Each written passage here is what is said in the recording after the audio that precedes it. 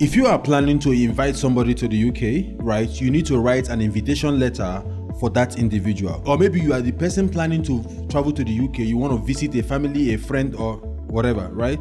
The person needs to write a cover letter for you, right? So in this video, I'm going to be showing you guys exactly how to write a strong cover letter.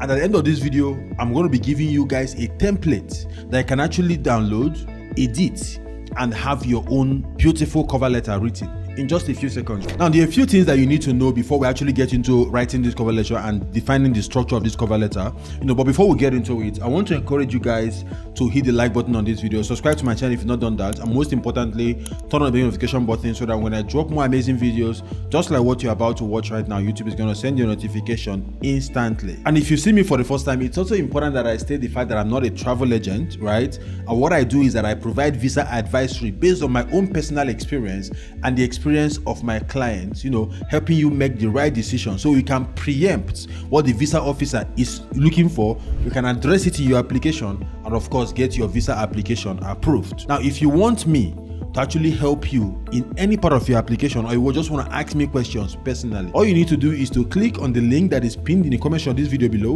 Once you click on it, you are going to be able to reach out to me personally, and of course we can have a conversation. Here are the key things to know first before you actually start writing your cover letter. Number one, this invitation letter must come from somebody who is living legally in the UK, right? So you need their proof of citizenship, their residence permit, which is their BRP, or they have a temporary visa to be in the UK. So an illegal immigrant cannot give you an invitation letter. If somebody that is illegal in the UK gives you an invitation letter to the UK, it means that you are a number one suspect. You are going there to become an illegal immigrant, just like the person inviting you. So do not get an invitation letter from an illegal immigrant. That's one. An invitation letter is not a replacement of all the other documents, right? It's important that I actually explain this.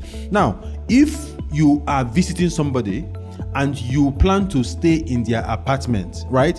This invitation letter is going to have the person's address, and the person is going to state explicitly that you are going to be staying with them. Now, if this person that is inviting you is also sponsoring you, the person have to provide their proof of employment, their bank statement in the UK, and their pay slip as well, to show that they have the funds to take care of themselves and also take care of you. So that is very important. This invitation letter should be signed, and of course the person's BRP or passport or status in the UK should be part of this invitation letter, right? So I'm going to be showing you guys the structure of this invitation letter in a while. This invitation letter has 9 different structures, right? 9 structures, or 9 sections rather, right? Number 1 is the full name of inviter. Full name, that is the heading of your letter when you're writing the letter. Yeah, so it's going to have something like this: your full name, the inviter's full name here, inviter's full address in the UK, of course, right? The city code, city and postcode, very important. The phone number of the inviter, his email address, and the date. And this is to whom it may concern, or you can just put the address of the visa consular office. If it's in Lagos, if it's in Abuja, you're going to put it right here. If it's in Accra, you're going to put it right here, right? But to whom it may concern works. Now, what is most important is what you write inside of the letter. I have sent a letter before with an application that I did for myself without signing it, and it was approved. Right? So what's most important is the content of that particular application, not so much as the signature. Okay, so it's important that I actually state that. So the first part is this address area, right? The second part is this salutation, like greetings, right? Then introduction comes in next. My name is, your full name goes in here, right? That is the name of the person writing this letter, goes in here.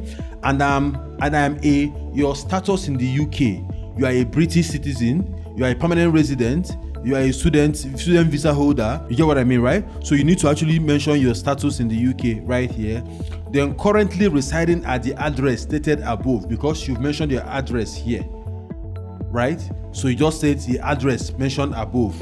But if you did mention your address here, you can still put your address here. It's completely fine. Anyone works, right? So the important thing is not so much the arrangement of the information, is the fact that this information is here.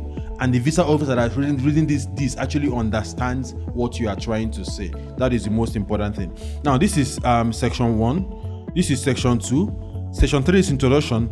That brings us to section 4, right? Section 4 is I am writing to invite the reason why you're writing this letter, to invite my relationship with the person. Is it your mother? Is it your friend? Is it your cousin? Is it your auntie? Is it your, right? Invite so and so person. Then the person's full name, person you are inviting, the person's full name goes in here, who resides at the person's full address in his home country. Comes in here to visit me in the UK for, you mentioned the reason why the person is coming to visit you. Is it for holiday? Is it for visit, family visit? Is it for graduation? Is it for sightseeing? Is it whatever it is, right? You need to mention exactly why this person is actually visiting you. So that brings us to the next stage, which is the purpose of visits, right? Okay, no, let's dwell here a bit. The person's full name holds a visitor's nationality. Let's say Chidera Yusuf Ahmed holds a Nigerian passport with passport number. The passport number goes in here and plans to visit the UK from the date the person is planning to arrive and the date the person is planning to leave. Now, it's important that the information you are putting here is the same information that is being filled on the visa application form, so that there's no contradictions. Right? So it wouldn't make sense if you say that this person is going to be visiting the UK from the 13th of June 2025 up until the 13th of July 2025.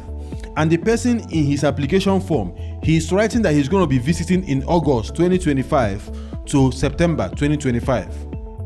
Right? That's enough ground for the refusal of that visa. So it's important that you pay attention, right? During this time, they will be staying at my residence. So if this person is going to be staying with you, you need to actually state it right here. Now, if this person is staying with you, you are going to present other documents to show that you have legal rights to that particular address, right? So that's very important.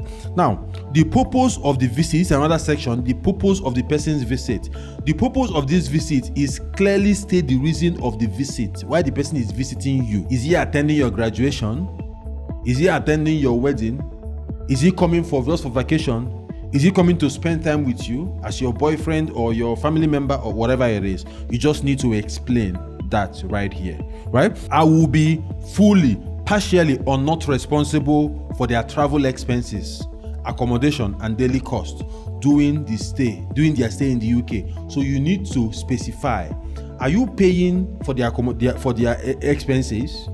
If you are, then your bank statement and pay slip is very important, right? I saw a visa refused because the person that was inviting and sponsoring as well said that he's going to be taking care, he's going to be fully responsible for the person coming. I think it was the mother-in-law, he's going to be fully responsible of the person's welfare and fully funding everything, accommodation, expense and all of those things. And the visa officer made an argument to the visa letter that this person has so and so amount of money, right? The money was like £2,000, that he cannot take care of himself, his wife and his children, right, and still take care of the flight tickets and expenses of the mother that was coming to meet them. So it doesn't make sense. You have to pay rent for the next month. You have to do this. Do you get? So if you are inviting somebody and you are sponsoring, you have to actually specify to what extent you are sponsoring, and you make sure that your bank account, your payslip, money in your bank balance can actually support that claim. Very important, right? So if you are fully sponsoring, if you are partially sponsoring or not responsible for that, you have to specify, right? So supporting documents such as my bank statement, proof of address and identity are attached to this application, right? Are attached to this application, yeah, something like that, right? Or just are attached, it's completely fine, right? So the next thing is visitor's full name will return to Nigeria or Ghana or Zimbabwe, home country, but is home to so and so place. I think I'm gonna cut this out and put it here. Put it here, so it's not part of. So this will be changed to Nigeria or Ghana after the visit, and has strong ties, including, now you mentioned the person's ties to their home country. He has a job, he has wife, he he has family, he has daughter, he has this, he has that. You mentioned the strong ties, right? So these are the ties that the person is also going to be mentioning also in his or her cover letter as well, right? Please feel free to contact me via telephone or email if further information is needed. Yours sincerely, your signature, your full name, and your date. So what I do most times is that I sign my signature, or the person sign their signature, take a picture of it, right? And just it's an image. Take the image and put the image right here. Or you can print it out, sign it, scan it again, and upload, right? So I'm going to be giving, if you're interested, I'm going to be giving you, I'm going to be telling you how to actually get this particular template so you can use it, you can edit it and use it for your visa application, right? At the end of this video. So it's important that you continue to pay attention. Now, it's important that you attach copies of either your passports, to show your proof in the UK, or your BRP. Yeah, that's your British residence permit. Of course, you know what I'm talking about. So you also make sure that all the dates on your application actually do match. There's no contradiction. I've actually mentioned this. Now, it's also important that you actually write clearly and understandably, right? So there's no plenty explanation or exaggerations. Don't try to speak big grammars and all of this. Keep it very simple, right? It is better to actually keep it simple and factual than to try to complicate things, and people that are reading will not even understand you, and when they don't understand, of course, there is doubt automatically. So before I tell you how to actually download that, if you actually found this video helpful, it's important that you actually smash the like button on this video, right? Subscribe to my channel for more UK visa tips like this. So what you need to do to actually get this template is to click on the first link in my description just down below this video. Once you click on it, I'm going to be sending this particular template to your email, right? So you need to do is to click on the link. When it gets your email, click on the link.